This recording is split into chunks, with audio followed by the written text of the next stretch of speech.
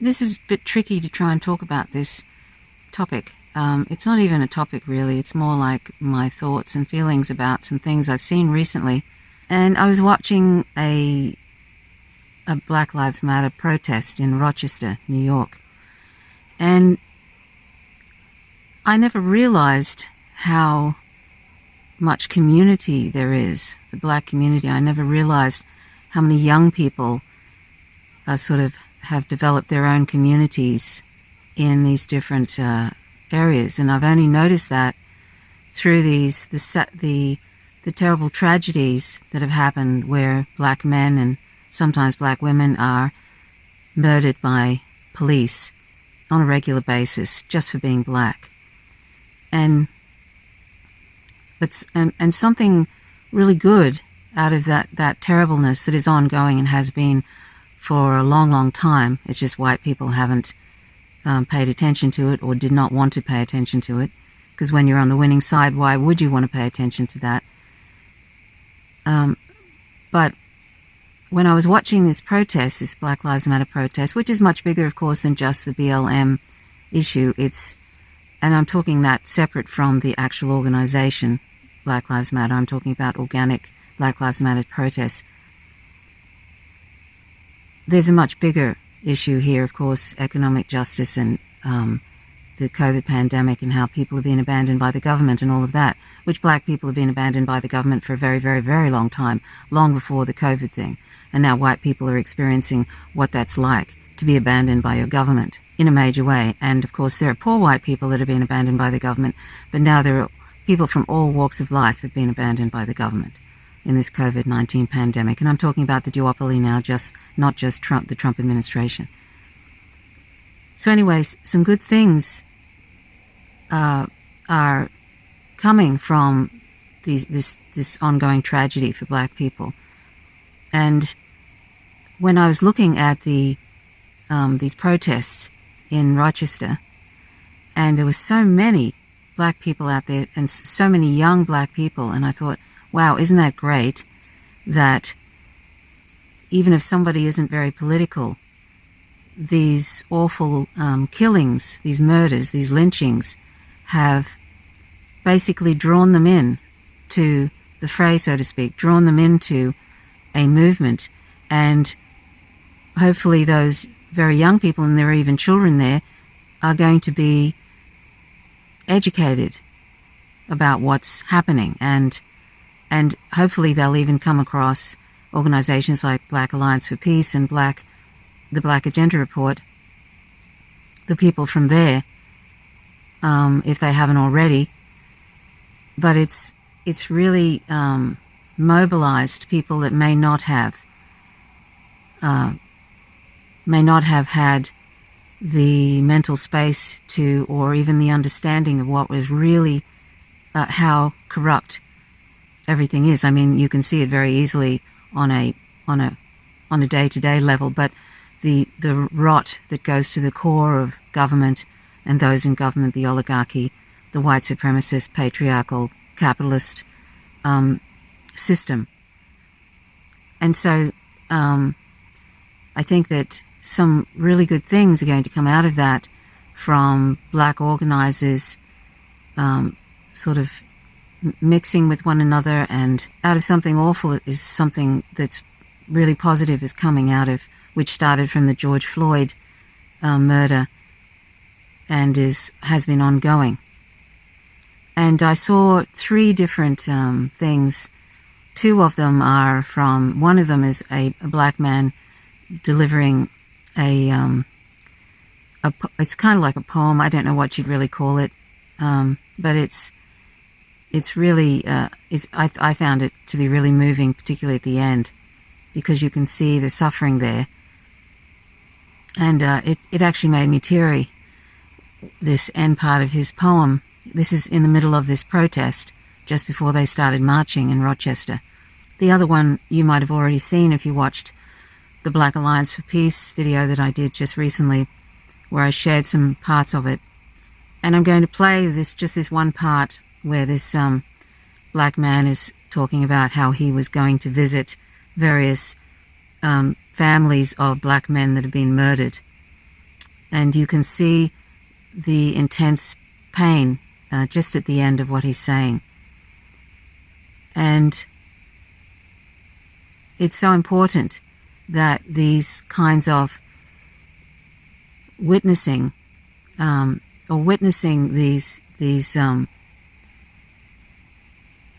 witnessing this pain in a real way from real people, not talking heads on the TV, not, as Ajama Baraka calls them, the black misleadership class, or white people interpreting this, all of that kind of thing, actually seeing it in an organic way from people on the ground is, I think, a really important thing, instead of what the mainstream media likes to portray, which is burning buildings and crap like that.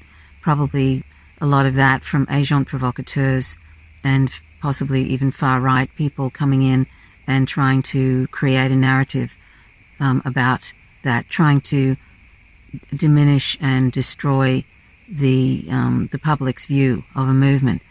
Who knows what's going on there? But putting that aside, I've seen some things now about the black community in the United States that is very inspiring, and it also reflects back to me, and I've known this for a long time, that on a whole the Western culture has a great lack of community in a way, because of the rapacious capitalist system that we and our imperialism that we are forcing upon black and brown people around the world, and trying to homogenize them, and trying to pillage and steal their resources and then destroy them.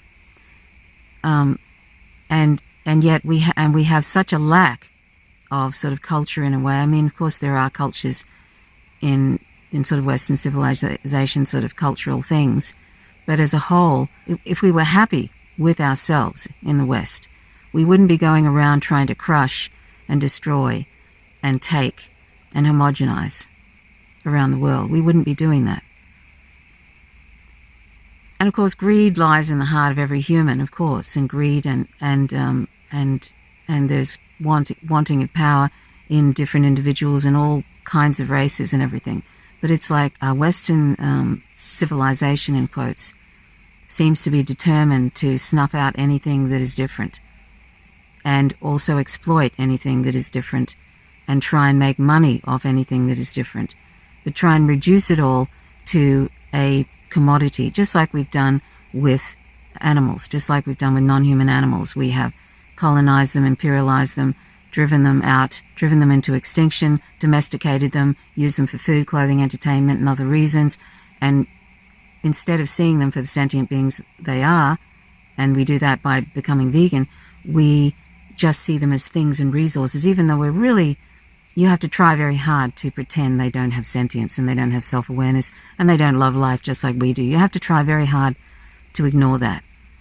What we've been doing to them for millions and millions of years, we've been doing over time to indigenous and different races that are not what we find acceptable, that we like to otherize, that we project our shadow onto, just like James Baldwin said, you know, the NIGEE, the N-word is in us. You know, what James Baldwin, the famous, the wonderful black writer and activist, said the N-word, I can't use that word on here, the N-word is in the person who is pointing at me saying, I am the N-word.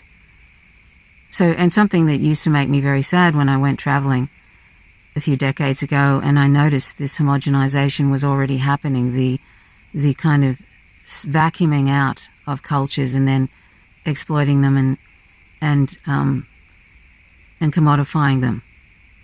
And it's escalated since then. We're quite the scourge, really, aren't we? So anyway, I'm getting off the topic as usual, and I suppose this is the topic too.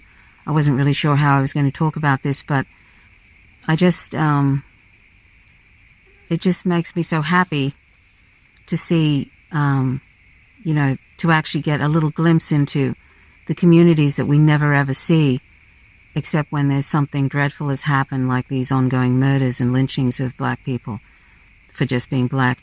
We get glimpses into the communities, and it's sad that it has to be through such an awful, tragic lens, but it's great to see.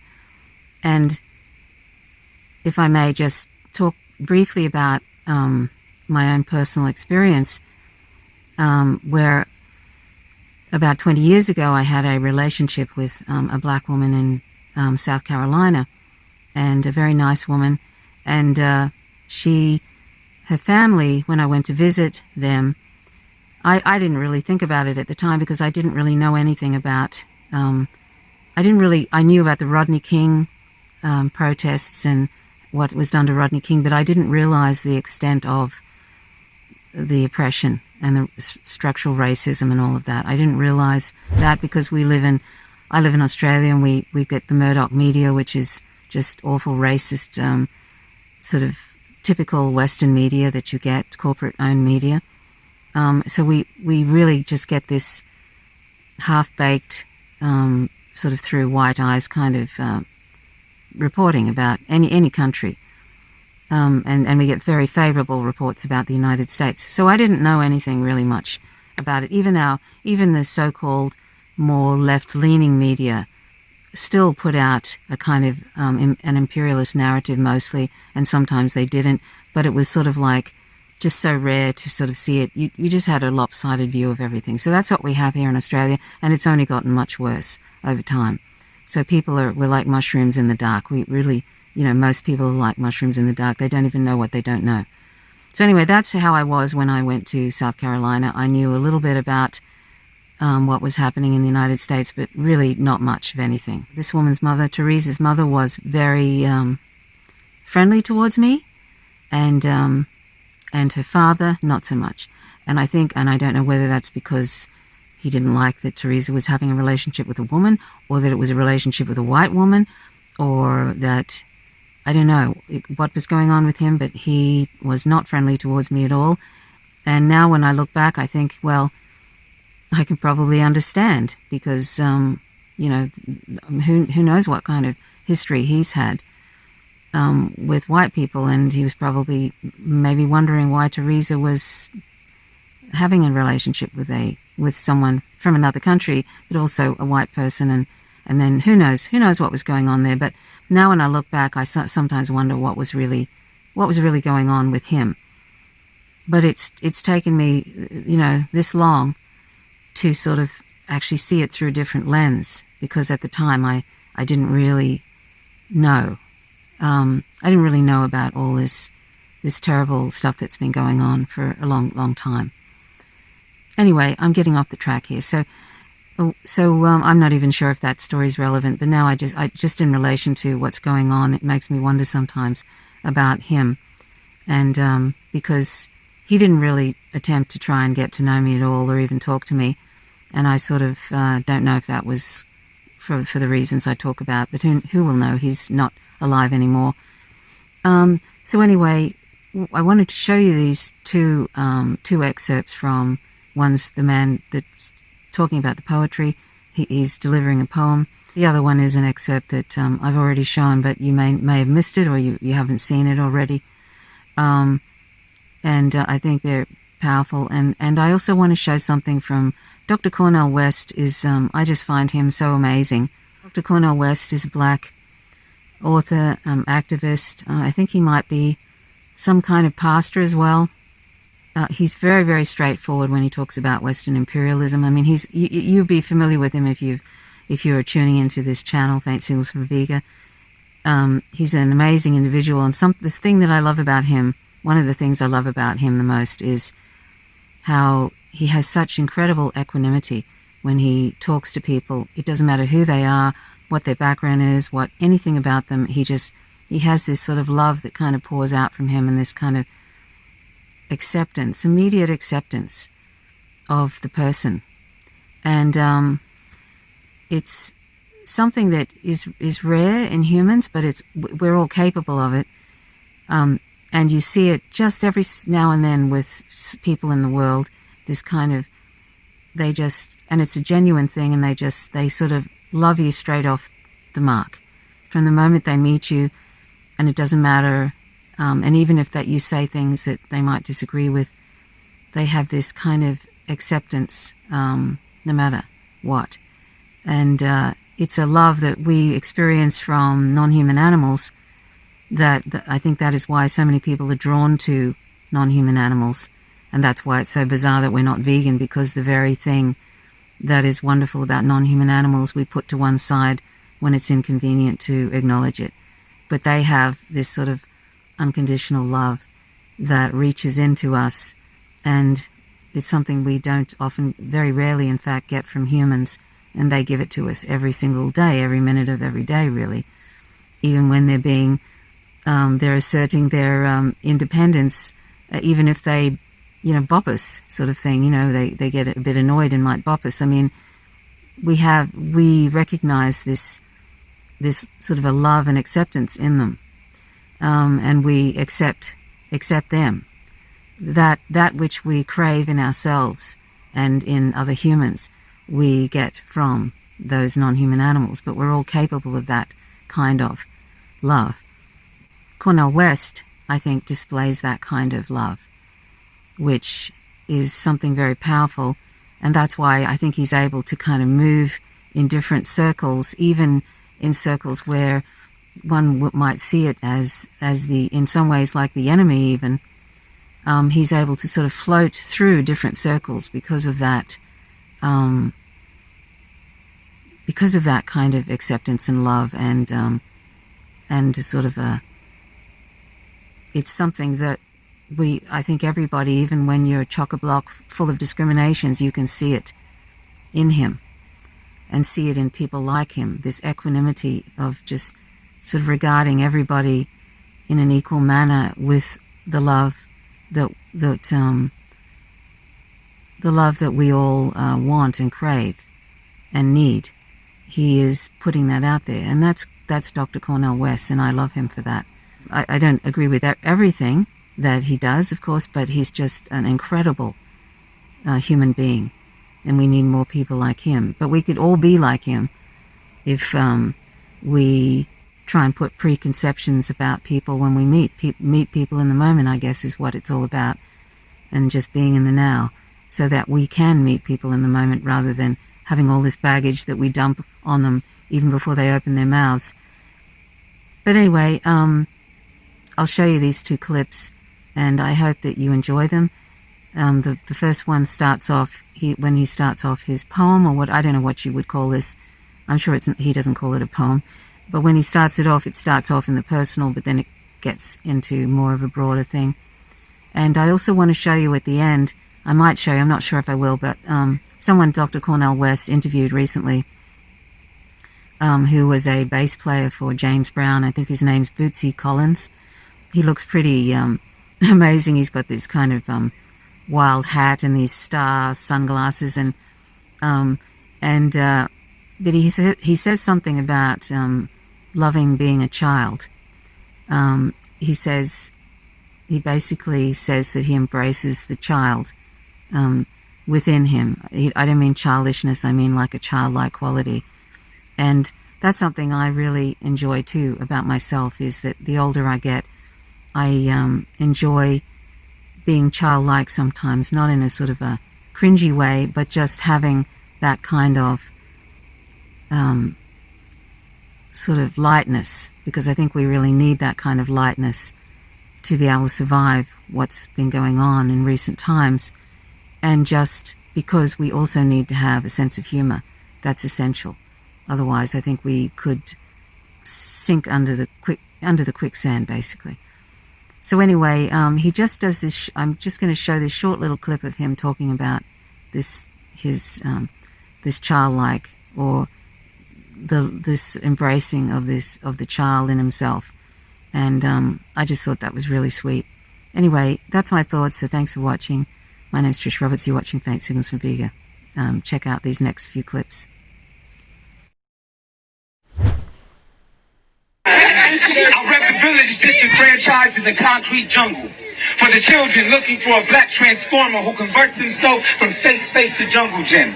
Safe space is a constant. From Rubik's Cube to dictionary. From living verb to extraordinary. They feared my greatness, and so did I. They feared my becoming, and so did I. I was blinded by the anointing within my clumsy grace, and somehow I still managed to stumble upon my greatness, which is proof that accidents have purpose and happen on purpose, which then proves that you have purpose. So I must stand and evolve in my power until the light comes on purpose. This world fears black bodies embodying black stars and black space on black time. When you see black men give reverence to black women, black children, to all black beings, this worship is ritual. They are our power. Without them, we are just warriors with spears and bleeding hearts, fighting for a now that can be nurtured and protected. I can feel the earth tremble in the breath of my lover's labor. I hold her hands as we brace ourselves for the next contraction. I carry a river in my eyes waiting to release itself. She squeezes in reciprocity and pushes for the final push. Yama yama woo. I have never seen a change so beautiful. Listen to the emphatic melody of a love child's purity. It's the sound of a father's lifeline double dutching with the replication of his DNA. I look into her eyes and see how far we have come. And I look at her mother knowing the path ahead is far from over, because the preservation of my legacy will cost me my life and then some. I hope the day never comes that I have to look my children in the eyes and tell them that they too must become martyrs in a war they never asked for. The powers that be only want what they can buy. And rising above the will of the almighty dollar makes you a threat to national security. Melanin in motion is synonymous to danger. Triple your thoughts with the perseverance that sends death fleeting in the opposite direction. Run your route, my child. If the cops come knocking, daddy's blocking you till you reach the end zone. That is my duty as your father. I'll be a savage if it means black children know they get to grow up in a world where it means to be a child. I will not whitewash your pride just to drape you in pretentious patriotism. I will not tell you to pledge allegiance to a country that paints you as a villain from your first cry. I will not tell you to be cold and burn to cinder till you are gray and lifeless. Our bodies have been fossil fuels turning the melting pot for far too long. Sons and daughters of the days to come. The pursuit of happiness is a long road to misery. Do not trouble yourself with such a thing that you effortlessly transcend. Chase your bliss. Remember who you are, who you've always been. A beautiful, majestic, undying love. A lineage of tribal spirit that traces back to a time when your heartbeat was just a random thought your parents couldn't fathom. You are the ascendants of your ancestors' greatest hope, so rise. You are the becoming of a nation, so rise. Lift the weight of oppression off your back and rise. Stand on the shoulders of the present moments and rise. Your brothers and sisters across the diaspora need you, so rise. I won't stop screaming until you rise. I won't stop bleeding until you rise. I won't stop dying until you rise. I will not stop dying until you rise. This is your world. Paint it as you see fit. You are my joy, and my joy is not to be tampered with. I love you.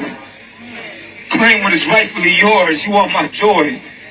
Claim what is rightfully yours. You are my life. Claim what is rightfully yours. You are my pride. Claim what is rightfully yours. You are my joy. My joy, my joy. You are my life. My life, my joy, you are my pride. My pride, my joy. My life, my pride. My joy, you are my joy. Claim what is rightfully yours. Claim what is rightfully yours. Claim what is rightfully yours. Claim what is rightfully yours. Claim what is rightfully yours. You are my joy. Claim what is rightfully yours. Thank you.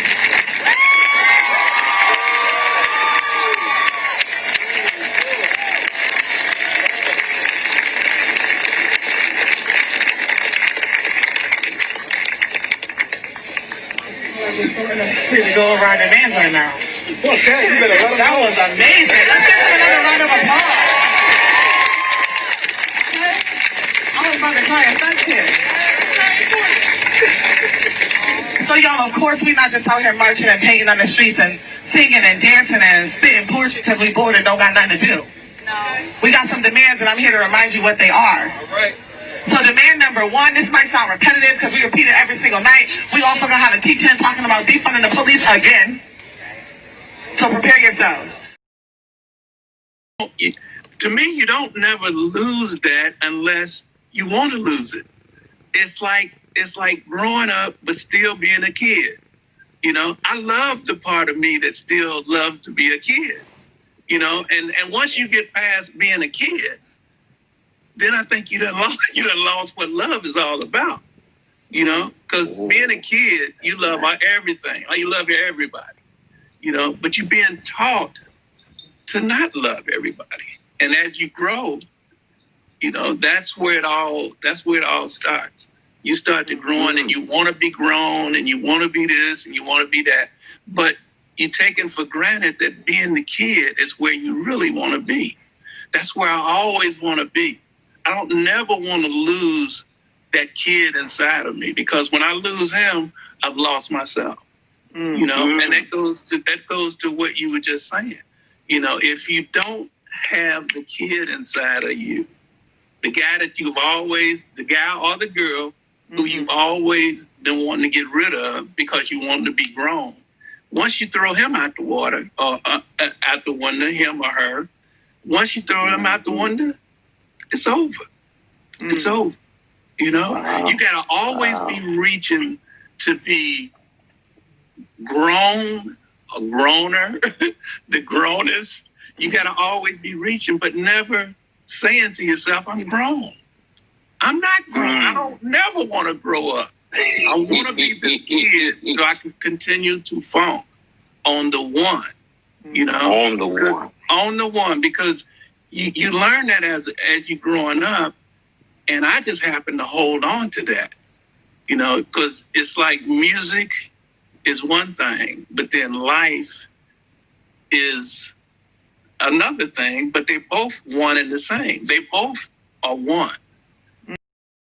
Do we really value the people who are involved in this struggle? Because the nature of oppression is it dehumanizes us all, right? We undervalue ourselves. We undervalue the other people who are oppressed as in that process. And the kind of work that we do has to really have love and upliftment in it. People have to see that this work makes a difference in their lives. It doesn't always mean that you're going to win. It doesn't mean that every struggle is successful. But what happens is people begin to learn to trust themselves as their own form of liberation. I think a part of that is respecting the fact that people know what's happening in the world, so that education is a part of that process. You always get a return on investment when you invest in political education and discussing ideas with people. Again, helping people to invest in themselves in their own organizational capacity, right?